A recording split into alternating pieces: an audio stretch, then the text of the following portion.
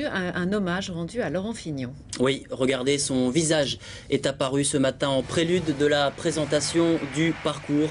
Le double vainqueur du Tour, décédé début août, des suites d'un cancer, a été longuement applaudi. On se souvient que sa voix abîmée par la maladie avait ému les téléspectateurs lors de ses commentaires du dernier Tour de France. Julien, revenons sur le tracé. Les coureurs vont devoir s'accrocher. Il va y avoir de la montagne. Départ spectaculaire le 2 juillet prochain en Vendée. Regardez, les coureurs s'élanceront du passage du Gois, cette route inondable qui relie l'île de Noirmoutier au continent, puis la Bretagne et direction les pentes du Massif central avant deux arrivées en altitude dans les Pyrénées, à Luzardiden et au plateau de Beille. On y arrive. On y arrive tout doucement.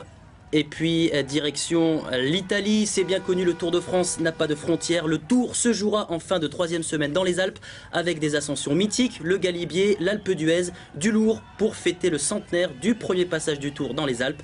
Et puis l'arrivée traditionnelle sur les Champs-Élysées. L'Alpe d'Huez, ça n'avait pas été fait depuis 3 ans, je crois. Depuis 2007. Il y avait aussi une absence notable ce matin, celle d'Alberto Contador.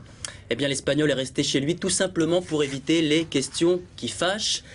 Il est soupçonné de dopage, vous le savez, et suspendu à titre provisoire. On attend toujours la décision définitive de la Fédération internationale. Affaire très embarrassante pour la direction du Tour et Christian Prudhomme, car même si Contador est blanchi, les organisateurs se réservent le droit de ne pas l'inviter au vu des soupçons qui pèsent sur lui. Merci à vous.